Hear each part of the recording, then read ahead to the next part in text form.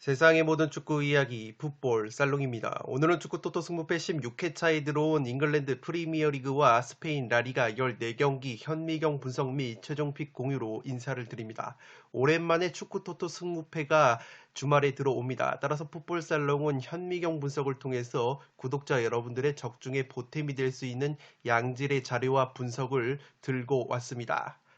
풋볼살롱 같은 경우에는 승무패 휴식 기간에 A매치 프로토로 쏠쏠한 재미를 봤습니다. 지금 보시는 프로토 적중 내역들은 풋볼살롱이 지난 23회차부터 26회차까지 풋볼살롱 멤버십 회원분들에게 공유를 드렸던 조합픽 적중 내역입니다. 23회차부터 26회차까지 이 4연속 적중이 됐고 65.2배당이라는 고배당 적중픽을 비롯해서 상당히 많은 고배당과 정배 주력픽이 적중이 되면서 풋볼살롱 멤버십 회원분들이 프로토에서도 많은 적중의 기쁨을 누리셨습니다. 이렇게 풋볼살롱은 축구토토 승무패뿐만 아니라 프로토에서도 매 회차마다 풋볼살롱이 직접 조합 및 구매를 하는 프로토 실구매픽을 멤버십 회원분들에게 빠짐없이 공유를 해드리고 있기 때문에 프로토에서도 다양한 혜택을 원하시는 분들은 풋볼살롱 멤버십으로 합류를 하시면 되겠습니다. 풋볼살롱 member십으로 합류를 하시면 풋볼살롱의 구매픽뿐만 아니라 풋볼살롱 멤버십 카페에서 활동을 하시는 제아의 고수분들이 구매를 하는 공유픽까지 확인을 하실 수 있습니다. 현재 풋볼살롱 멤버십 3월달 프로토 적중 내역 1등을 달리고 계신 멤버십 회원분의 공유픽 적중 내역입니다. 99.9배당이라는 고배당 적중픽을 구매하신 다음에 공유를 해주셨고 많은 분들께서 탑승을 하시거나 참고를 하셔서 적중의 기쁨을 함께 나누셨습니다. 풋볼살롱 멤버십으로 합류를 하시면 축구토토 승무패에서 풋볼살롱이 직접 제작을 한 현미경 분석 자료를 유튜브 동영상이 올라가기 전에 먼저 확인을 하실 수 있습니다. 지난 승무패 15회차에서 두 번째 최대 이변 결과였던 레알 마드리드와 바르셀로나의 경기, 바르셀로나의 승리가 적중이 됐는데 이렇게 현미경 분석 자료를 유튜브 동영상이 올라가기 전에 최종 픽과 함께 올려드리고 있기 때문에 멤버십으로 합류를 하시면 시간적인 부분을 상당히 세이브를 하실 수 있습니다. 풋볼살롱 멤버십 가입 방법을 설명을 해드리도록 하겠습니다. 풋볼살롱 유튜브 채널에 들어오시면 상단에 가입 버튼이 있습니다. 이 가입 버튼을 누르시면 간단하게 멤버십 가입 절차를 진행을 하실 수 있습니다.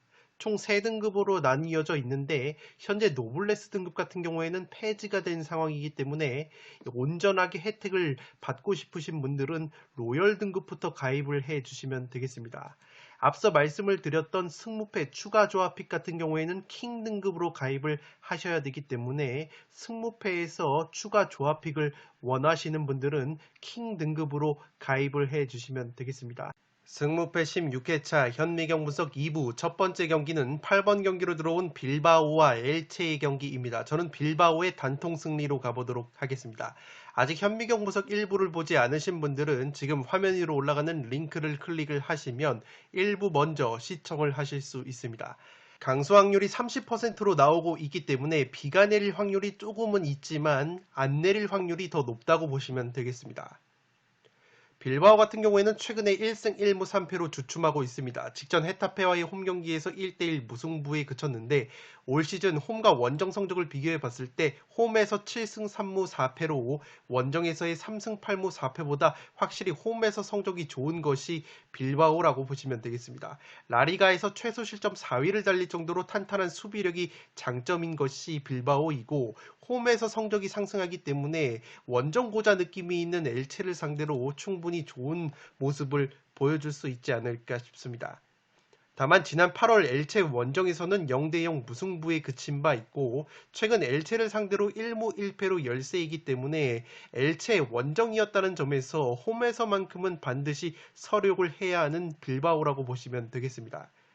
리그 최다 연무가 2연속 무승부였는데 현재 1무 중이라는 점에서 패턴적으로 봤을 때는 무승부가 나와도 이상하지 않을 패턴이라고 보시면 되겠습니다. 중앙 수비수 알바레즈 선수가 징계로 결장이 되지만 비비안 같은 선수들이 충분히 공백을 메워줄 수 있을 것으로 생각이 됩니다. 오른쪽 풀백 레케 선수가 출전 여부가 불투명하기 때문에 오른쪽 측면 쪽에서는 누수가 조금 있을 것으로 생각이 됩니다. 이 3월 A매치 차출 인원이 한 명밖에 되지 않기 때문에 체력적인 누수가 상당히 없는 것이 빌바오라고 보시면 되겠습니다. 최근에 베티스에게 0대1 패배, 헤타페와 1대1 무승부인데 이 베티스가 한 명이 퇴장을 당했고 헤타페 같은 경우에는 두 명이나 퇴장을 당했음에도 불구하고 승리를 거두지 못했던 빌바오이기 때문에 공격력이 조금은 떨어져 있는 것이 약점이라고 보시면 되겠습니다. 이냐키 윌리엄스 선수가 3경기에서 1골 1도움을 올려주고 있지만 산세트라는 젊은 공격수는 최근에 4경기 무득점 침체에 빠져 있고 좌우 측면 자원인 무니아인 선수와 베렌게르 선수의 컨디션이 좋기 때문에 빌바오가 자랑하는 측면 공격이 살아나야지만 엘체를 상대로 승리를 거둘 수 있지 않을까 싶습니다. 엘체 같은 경우에는 직전 발렌시아와의 홈경기에서 0대1로 패배를 당했는데 확실히 홈에서는 5승 5무 4패 다부진 모습을 보여주지만 원정에서는 3승 3무 9패로 원정고자 느낌이 있는 것이 엘체라고 보시면 되겠습니다. 엘체 같은 경우에도 4-4-2 포메이션을 빌바오와 마찬가지로 플랜 A로 가동을 하는데 주로 왼쪽 측면 공격을 전개를 한다는 부분에서 왼쪽 풀백 모이카 선수의 퇴장 징계 결정이 상당히 뼈아프게 작용을 할 것으로 생각이 됩니다. 엘체 역시 A매치 차출 인원이 3명밖에 없었기 때문에 체력적인 누수는 그렇게까지 심하지 않을 것으로 생각이 됩니다. 세트피스 득점이 2골밖에 없어서 라리가에서 꼴찌를 달리고 있기 때문에 세트피스로 득점을 할 가능성은 상당히 떨어져 보입니다. 최근에 루카스 보이와 페레 미아라는 공격 원투펀치 공격수들의 골 감각이 조금은 무뎌져 있는 것이 약점이라고 볼 수 있기 때문에 왼쪽 측면에서 피델 선수가 제 몫을 해줘야 할 것으로 생각이 됩니다. 살로 코멘트에서 정리를 해드리면 양팀 맞대결 특징은 4-4-2 포메이션의 맞대결로 압축이 가능합니다. 다만 4-4-2 포메이션의 조직력, 완성도는 확실히 마르셀리노 감독이 이끄는 빌바오가 한 수 위라고 보시면 되겠습니다. 마르셀리노 감독이 원체 4-4-2 포메이션에 능통한 감독인데다가 4-4-2 포메이션 특유의 측면 커버와 압박이 상당히 좋은 것이 빌바오라고 보시면 되겠습니다. 엘체의 경우에는 주요 공격 루트가 왼쪽 측면이라고 말씀을 드렸는데 이 모이카 선수와 피델 라인의 호흡이 상당히 좋았습니다. 그런데 이 모이카 선수가 직전 경기 퇴장 징계로 결정을 하기 때문에 여기에 기본적으로 4-4-2 포메이션이 측면 공간을 내주지 않는다는 점에서 빌바오의 짠물 수비가 발동이 될 가능성이 높아 보입니다. 빌바오의 경우에는 선수들의 간경이나 수비 조직력이 원체 뛰어난 팀이기 때문에 엘체가 쉽사리 측면을 공략하기엔 어려워 보이지 않나 싶습니다. 엘체가 왼쪽 측면이 주요 공격 루트라면 빌바오의 오른쪽 측면 자원인 베렌게르 선수가 공격력도 좋지만 수비 가담이 원체 뛰어난 측면 자원이기 때문에 엘체가 모이카가 빠지는 상황에서 왼쪽 측면에서 피델 혼자 빌바오의 측면을 허물기에는 상당히 어려운 경기가 되지 않을까 싶습니다. 엘체가 기본적으로 원정에서 성적과 수비력이 떨어지고 역습 수비에 약점이 있는데 빌바오가 빠른 역습에 강점이 있습니다. 엘체가 위험지역에서 파울이 많기 때문에 빌바오의 강점인 세트피스 공격력이 살아날 가능성이 높아 보이고 A매치 차출 면에서도 체력 누수가 없는 빌바오가 홈에서 좋은 경기력을 보여주면서 승리를 가져갈 가능성이 높아 보입니다. 최근에 엘체의 공격수 루카스 보이와 페레 미아 선수의 골 감각이 떨어져 있는 점도 빌바오에게 웃어주는 요소라고 생각이 됩니다. 8번 경기는 빌바오의 단통 승리로 가보도록 하겠습니다. 9번 경기는 웨스트햄과 에버튼의 경기인데 웨스트햄의 단통 승리로 가보도록 하겠습니다. 강수 확률은 0%로 비가 내릴 확률은 없다고 보시면 되겠습니다. 웨스트햄이 최근에 2승 3패 기복이 있는 모습을 보여주고 있습니다. 토트넘 원정에서도 1대3 완패를 당한 웨스트햄인데 그래도 홈과 원정 성적을 비교해 봤을 때 홈에서 8승 3무 4패로 원정에서의 6승 3무 6패보다 확실히 홈에서 좋은 모습을 보여주는 웨스트햄이라고 보시면 되겠습니다. 에버튼과의 상대 전적을 보시면 2승 1무 3패로 팽팽한 모습이 있는데 지난 10월 달에 에버튼 원정에서 1대0 승리를 거둔 바 있습니다. 한 가지 우려스러운 것은 핵심 공격수 보엔 선수가 최근에 부상 여파로 결장이 되고 있는데 보엔 선수의 출전 여부가 여전히 불투명합니다. 보엔 선수가 출전 가능성이 있다는 보도도 있지만 확실히 출전이 가능한지는 아직까지 미지수이기 때문에 보엔 선수가 나오지 못한다면 또다시 공격 쪽에서 어려움을 겪을 수 있는 웨스트햄이라고 보시면 되겠고, 오른쪽 풀백 쿠팔 선수 역시 최근에 부상으로 결정이 되고 있기 때문에 이 두 선수가 나오지 못한다면 확실히 화력 약화가 예상이 되는 웨스트햄이라고 보시면 되겠습니다.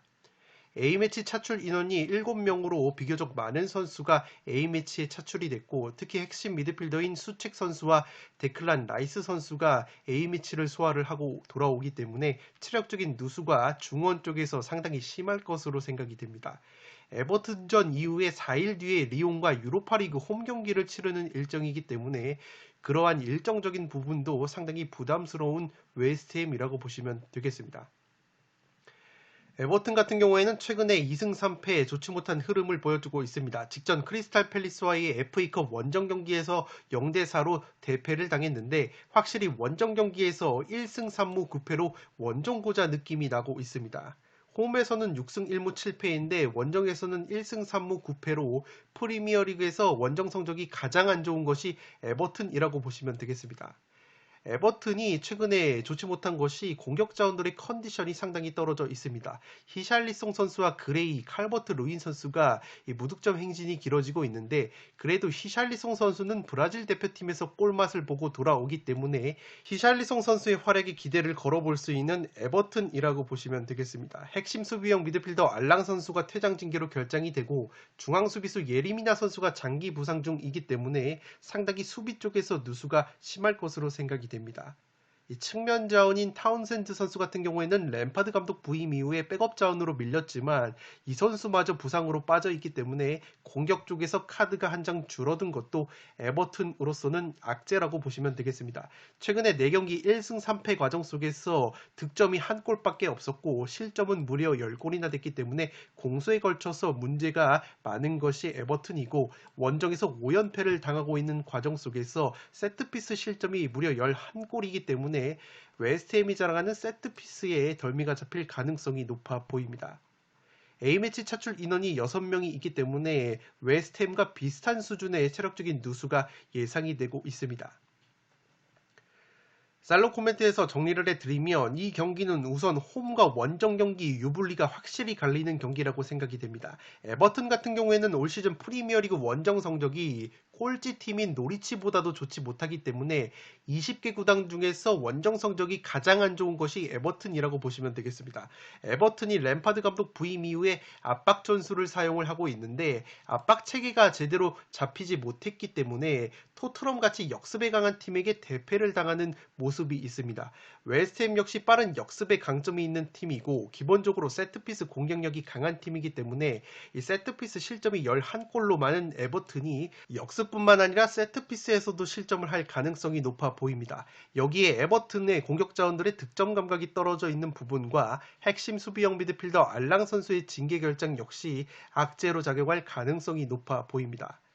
웨스트햄 또한 최근에 핵심 공격수 보엔 선수의 부상 이탈로 인해서 공격 쪽에서 어려움을 겪고 있지만 그래도 에버튼보다는 이선과 최전방 자원들의 컨디션과 다양성이 괜찮다고 보시면 되겠습니다.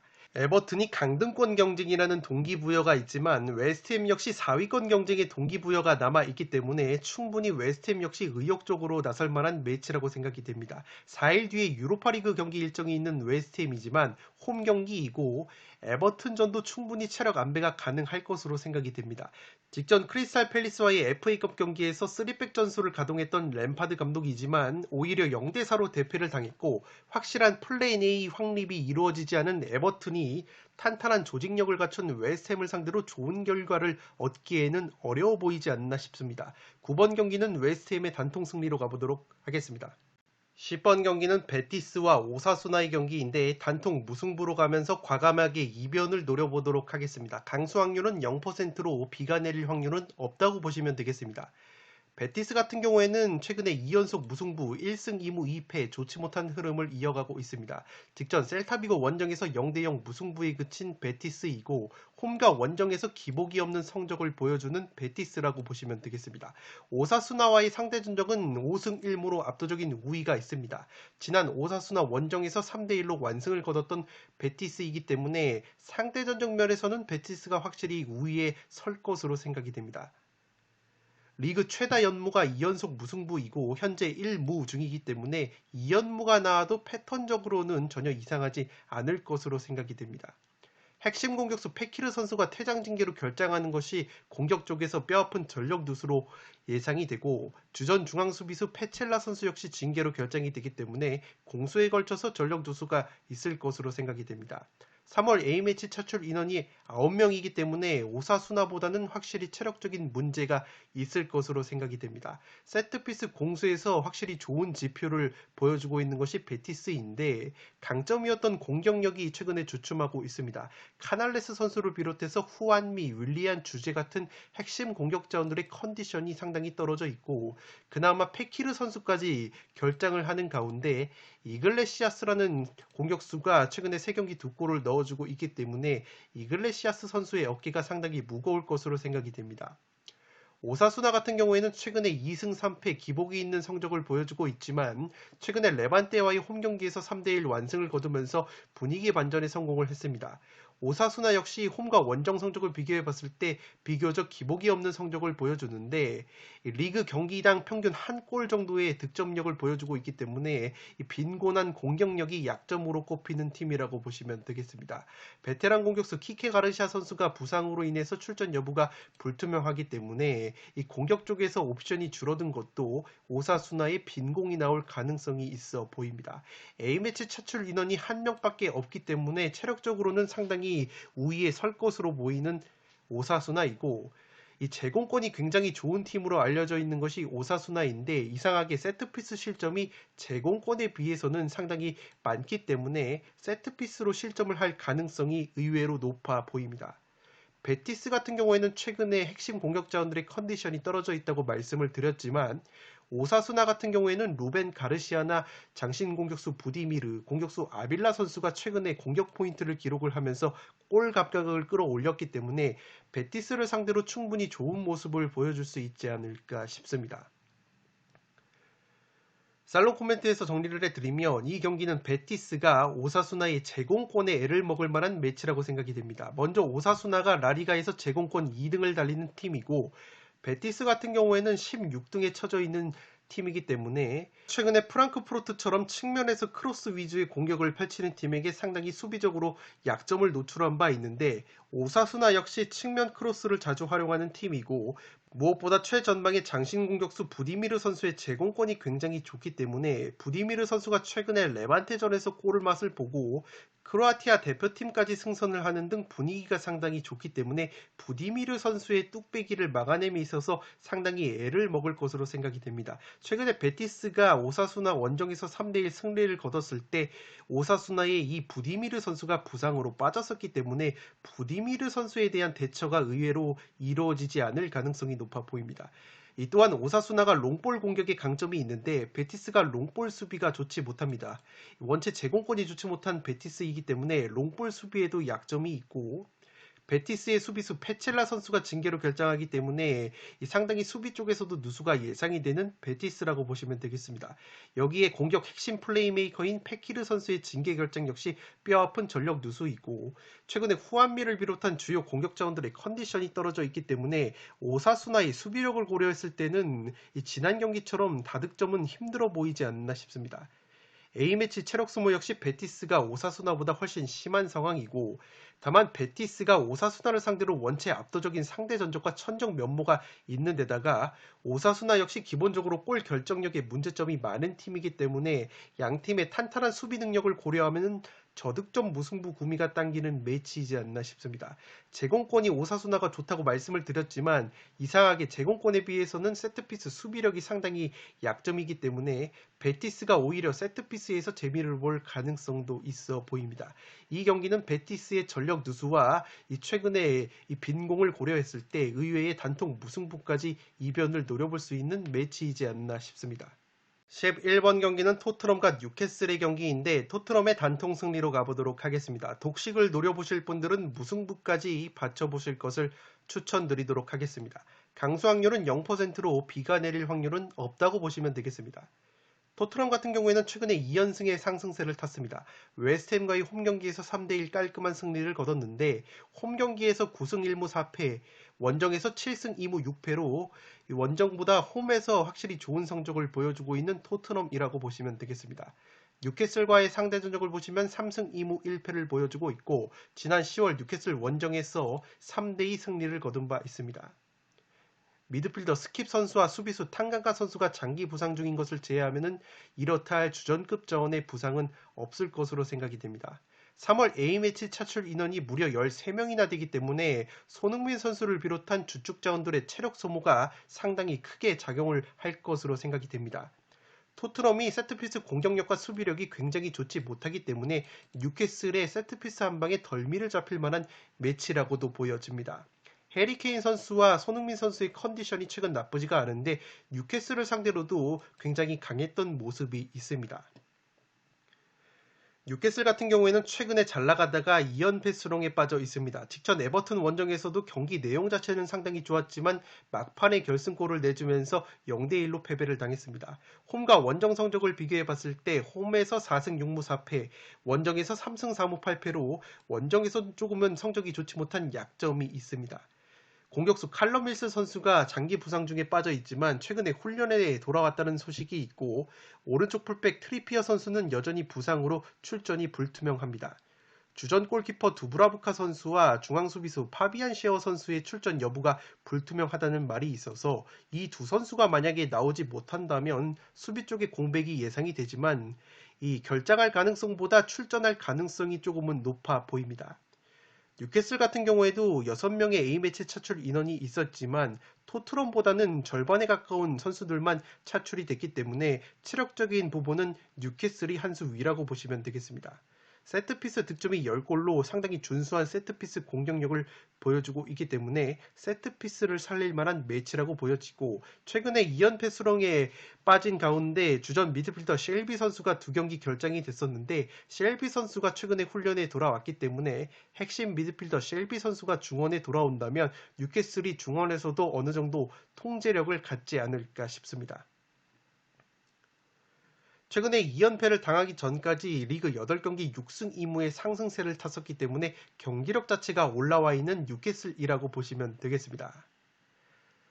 살롱 코멘트에서 정리를 해드리면 이 경기는 액면가로는 토트넘이 유리해 보이지만 리스크가 충분한 경기로 보여집니다. 최근에 뉴캐슬이 2연패로 주춤하고 있지만 첼시와 에버튼을 상대로 0대1로 패배를 당했고 이 경기 내용적으로 굉장히 좋은 경기를 펼쳤습니다. 특히 첼시와의 경기에서는 막판까지 0대0으로 버티다가 결승골을 아쉽게 내주면서 패배를 당했던 뉴캐슬이기 때문에 경기력 자체가 상당히 살아나 있고 2연패를 당하기 전까지는 리그 6경기 6승 2무의 상승세를 탔습니다.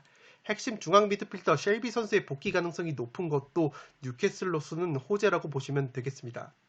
양팀 서로를 공략할 수 있는 무기가 있는 것이 토트넘의 경우에는 세트피스 수비에 약점이 있는데 뉴캐슬의 경우에는 세트피스 공격력이 괜찮은 팀이라고 보시면 되겠습니다. 최전방에 번리 출신의 뚝배기 공격수 크리스 우드 선수가 영입이 되면서 한층 더 위협적인 세트피스가 가능해진 뉴캐슬이고 반면에 토트넘은 손흥민을 위시한 빠른 역습과 뒷공간, 스루패스 공격이 강점인데 뉴캐슬이 역습 수비와 수비 뒷공간 노출이라는 약점이 있는 팀이기 때문에 따라서 저득점보다는 다득점 냄새가 나는 매치라고 보시면 되겠습니다.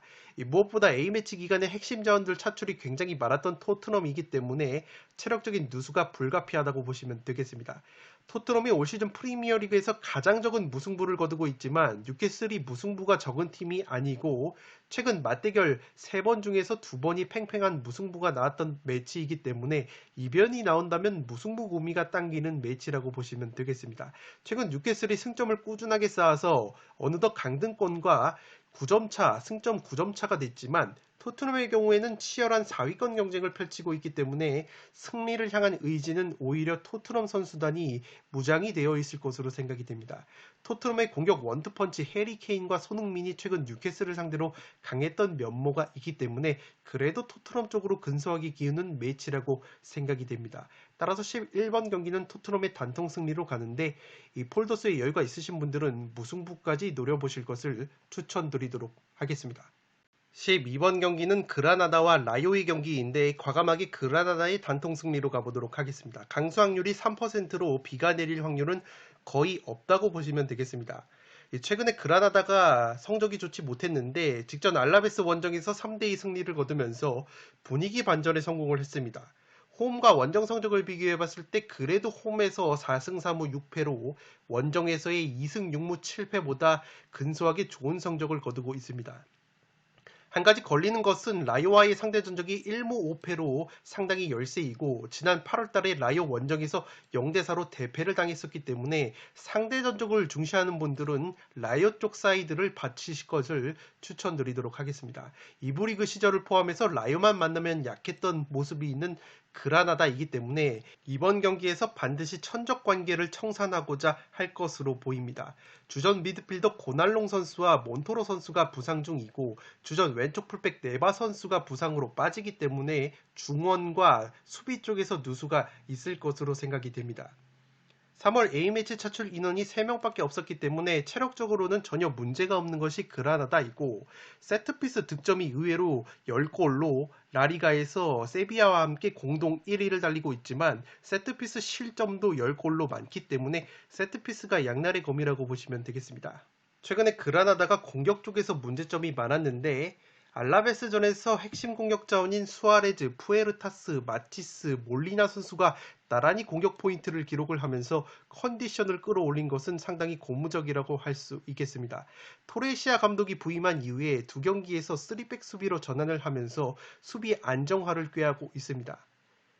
최근 A매치 기간에 그라나다가 하부리그 팀인 레알 하엔이라는 팀과 연습 경기를 가졌는데 그 경기에서 5대0 승리를 거뒀습니다. 푸에르타스와 콜라도 선수가 나란히 득점을 기록을 했고 콜라도라는 선수가 토레시아 감독 부임 이후에 출전 기회를 잡고 있는데 알라베스전에서도 어시스트를 기록을 했고 연습 경기에서도 골을 넣었는데 이 선수가 FC 바르셀로나에서 임대로 데리고 온 선수이기 때문에 기본적으로 기술력이 상당히 뛰어난 선수라고 보시면 되겠습니다. 라이오 같은 경우에는 최근에 5경기 2무 3패 수렁에 빠져 있는데 무승 행진이 점차 길어지고 있습니다. 원정 경기에서 특히 1승 2무 10패로 라리가 원정 성적 꼴찌를 기록을 하고 있기 때문에 원정 고자 면모를 또다시 보여준다면 분위기 반전에 성공을 한 그라나다를 상대로 상당히 어려운 경기를 할 것으로 생각이 됩니다. 설상가상으로 핵심 플레이메이커 트레오 선수가 징계로 결정이 되고 베테랑 공격수 팔카오 선수가 부상으로 빠지면서 주전 수비수 스벨지치까지 불투명하기 때문에 공수에 걸쳐서 상당히 핵심 자원들의 이탈이 클 것으로 생각이 됩니다. 라이오 역시 A매치 차출 인원이 2명밖에 되지 않기 때문에 체력적으로는 전혀 문제가 없습니다. 세트피스 득점이 4골로 저조한데 기대 득점이 공동 1위라는 점에서 확실히 세트피스 상황에서 위협적인 장면은 많이 연출을 하지만 골 결정력이 따라오지 않고 있습니다. 핵심 공격 자원들의 컨디션이 굉장히 떨어져 있는 것이 라요이고 그나마 맨유 출신의 공격수 베베 선수가 최근에 골을 꾸준하게 넣어주고 있는데 이 베베 선수가 카보베르데 대표팀에 차출이 돼서 2골을 넣고 돌아왔기 때문에 이 베베 선수가 의외로 활약을 할 가능성이 있어 보입니다. 살롱 코멘트에서 정리를 해드리면 양팀 모두 비슷한 고민이 있었습니다. 라이오 같은 경우에는 9경기 2무 7패 승리가 없는 가운데 골 결정력이 문제였고 그라나다 역시 최근에 10경기 3무 7패 과정에서 골 결정력에 문제가 있었습니다. 그런데 최근에는 분위기 반전에 성공을 한 그라나다이고 토레시아 감독 부임 이후에 두 경기에서 1승 1패 성적을 거뒀는데 이 3백 수비로 전환을 하면서 실점 자체는 줄어들지는 않았지만 고무적인 것은 공격력이 그래도 살아나고 있습니다. 알라베스 원정에서 3골이나 넣으면서 그동안 부진했던 핵심 공격 자원들이 골고루 공격 포인트를 기록을 했습니다.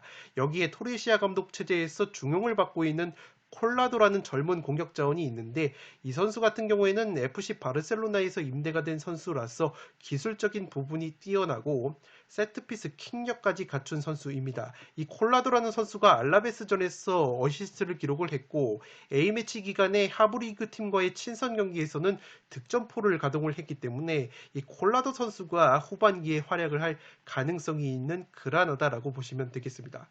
한 가지 걸리는 것은 그라나다가 과거 2부 리그 시절 포함해서 라요만 만나면 작아졌던 상대 전적이 있는데 라요의 경우에는 올 시즌 라리가 원정 성적이 꼴찌이기 때문에 그러한 원정 고자 면모가 나온다면 제 아무리 상대 전적에서 그라나다가 열세라고 하더라도 충분히 해볼 만한 매치라고 생각이 됩니다. 여기에 그라나다가 세트피스 수비에 약점이 있는데 라요가 세트피스 상황에서 기대 득점은 높지만 실제 골로 연결된 것은 4골밖에 없는 골 결정력 부재가 있기 때문에 충분히 그라나다가 세트피스 수비 상황에서도 해볼 만한 매치라고 생각이 됩니다. 그라나다가 중원과 수비 쪽에 공백이 있지만 라요의 경우에는 핵심 플레이메이커 트레오 선수가 징계로 빠지는 것이 더 뼈아픈 전력 누수라고 생각이 됩니다. 여기에 수비수 스벨지치까지 나오지 못한다면 수비 쪽에서도 공백이 예상이 되는 라요라고 보시면 되겠습니다. 투표율도 현재 그라나다가 낮은 상황이기 때문에 이 3대 3대 3으로 조금은 갈리는 경기라서 다폴더로 찍을 것이 아니라면 과감하게 그라나다 단통 승리 충분히 메리트가 있는 매치라고 생각이 됩니다. 따라서 12번 경기는 과감하게 그라나다의 단통 승리로 가보도록 하겠습니다. 13번 경기는 발렌시아와 카디스의 경기인데 승무 투폴로 가보도록 하겠습니다. 강수 확률이 0%로 비가 내릴 확률은 떨어진다고 보시면 되겠습니다. 발렌시아가 최근에 5경기 4승 1무 상승세를 타고 있습니다. 직전 엘체 원정에서도 1대0 승리를 거뒀고 기본적으로 홈구장인 메스타야에서 5승 6무 3패로 좋은 성적을 보여주고 있는 발렌시아이기 때문에 충분히 홈발을 받을 만한 매치라고 생각이 됩니다. 카디스와의 상대 전적을 보시면 2승 3무 1패로 조금은 무승부가 많은 맞대결 전적이 있습니다. 최근에 3차례 맞대결 중에서 2번이 무승부가 나왔던 매치이고 발렌시아가 올 시즌 10번의 무승부, 카디스 같은 경우에는 12번의 무승부를 캐고 있기 때문에 양팀 모두 특유의 무자비 면모가 나온다면 충분히 무승부로 부러질 만한 매치라고 생각이 됩니다. 이 주전급 부상 자원이 딱히 없기 때문에 최상의 전력을 가동을 할 수 있지만 A매치 차출 인원이 무려 13명이나 되기 때문에 체력 소모가 상당히 클 것으로 예상이 되는 발렌시아라고 보시면 되겠습니다. 발렌시아 같은 경우에는 세트피스 득점이 상당히 많은데 세트피스 실점이 많기 때문에 이 세트피스 수비가 약점이라고 보시면 되겠습니다. 핵심 공격 자원인 게데스 선수와 미드필더 솔레르 선수의 컨디션이 좋기 때문에 이 두 선수가 활약할 가능성이 높아 보입니다. 카디스 같은 경우에는 직전 비아레알과의 홈경기에서 깜짝 1대0 승리를 거두면서 최근에 5경기 2승 2무 1패 다부진 모습을 보여주고 있습니다. 그런데 가장 약점인 것은 최소 득점 2위 빈공을 보여주고 있다는 점인데 경기당 평균 한 골이 되지 않는 빈곤한 득점력을 보여주고 있기 때문에 발렌시아를 상대로 얼마만큼 득점을 할 수 있을지 의문이라고 보시면 되겠습니다. 세비야와 함께 라리가에서 가장 많은 무승부를 캐고 있는 것이 카디스이고 수비수 하로얀 선수가 이 부상 여파로 인해서 출전 여부가 불투명한 가운데 미드필더 알라르콘 선수 역시 부상으로 결정이 유력할 것으로 보입니다. A매치 차출 인원이 2명밖에 없기 때문에 확실히 체력적인 면에서는 발렌시아보다 유리한 경기를 할 것으로 생각이 됩니다.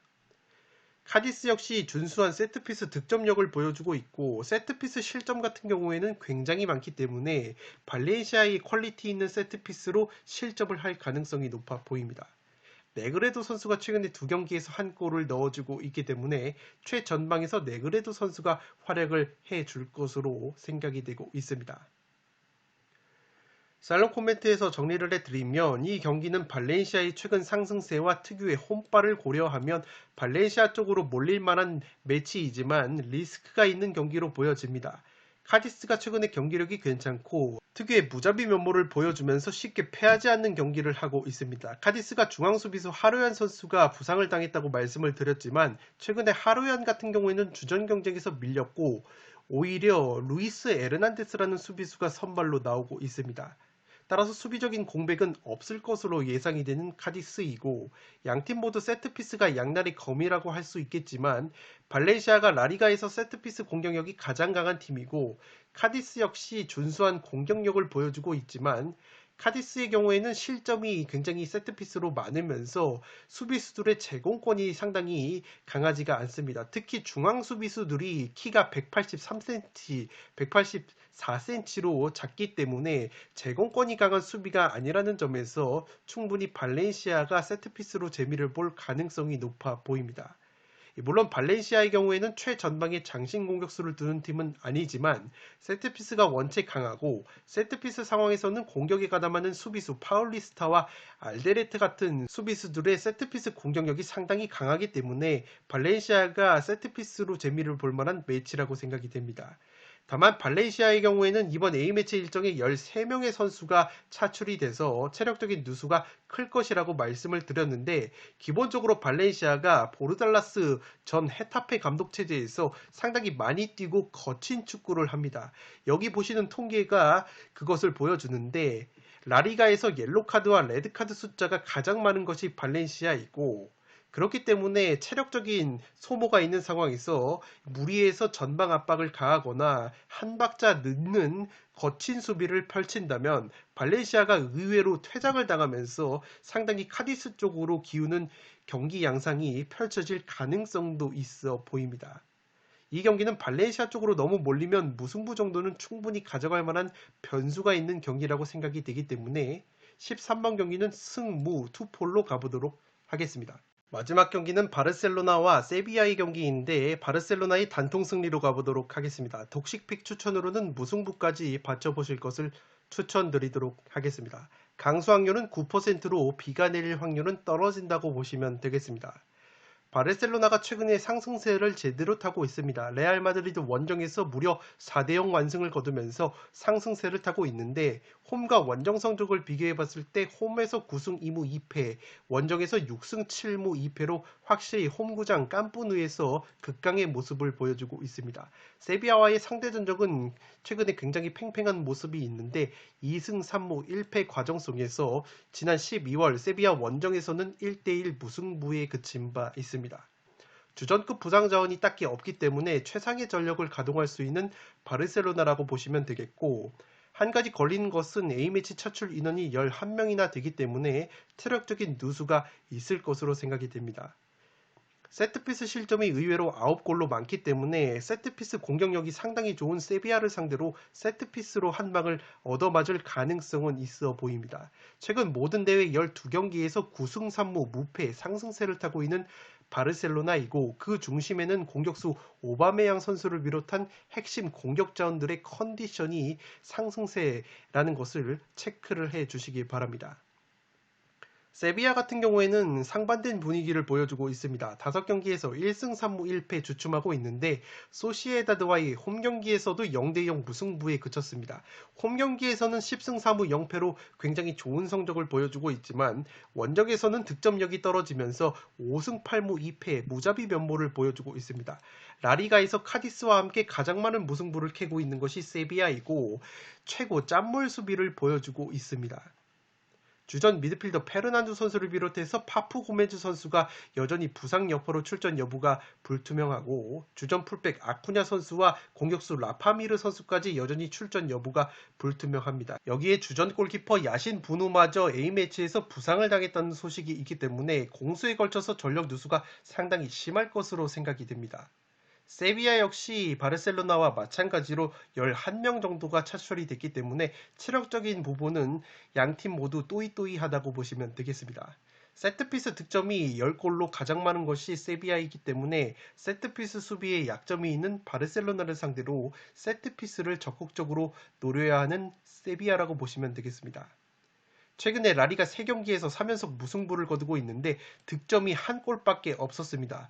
이 주포 공격 자원인 엔네시리 선수가 올 시즌 굉장히 저조한 모습을 보여주고 있는 데다가 라파미르 선수가 그래도 라리가에서 8골이나 넣어줬지만 이 라파미르 선수의 출전 여부가 불투명하기 때문에 세비야가 또다시 원정 특유의 고자 공격력이 나올 가능성이 높아 보입니다. 살로 코멘트에서 정리를 해드리면 이 경기는 바르셀로나의 최근 상승세와 세비야의 저조한 경기력, 공격력을 고려하면 바르셀로나의 승리가 유력해 보이나 조금의 변수는 있어 보입니다. 먼저 바르셀로나가 원체 오바메양, 페란 토레스, 아다마 트라우레 같은 영입생들과 기존 공격 자원들의 컨디션이 좋은 상황이지만 최근 이상하게 홈 경기에서 무승부로 덜미가 잡히는 경우가 많았습니다. 특히 유로파리그에서 세리에 A 최고 짠물 수비를 보여주는 나폴리와 홈에서 1대1 무승부에 그친 바 있고 최근에는 갈라타사라이와 홈에서 0대0 무승부로 통수를 친 바 있기 때문에 세비야의 경우에는 라리가에서 최고 짠물 수비를 보여주는 팀이라는 점에서 충분히 바르셀로나 원정에서 최대치로 무승부까지 노릴 수 있는 매치이지 않나 싶습니다. 더욱이 라리가에서 가장 많은 무승부를 캐고 있는 것이 세비야이고 세비야가 최근에 중앙수비 쪽에 전력 누수가 많았는데 주전 중앙수비수 디에고 카를로스 선수가 훈련에 복귀를 했다는 소식이 있습니다. 특히 디에고 카를로스의 경우에는 최근에 뉴캐슬의 영입 관심을 받은 것으로 알려져 있지만 뉴캐슬 측이 마음을 접었다는 보도가 나왔기 때문에 만약에 세비야가 주전 수비수들이 복귀를 한다면 특유의 짠물 수비를 보여주면서 최대치로 무승부로 덜미를 잡을 만한 매치라고 생각이 됩니다.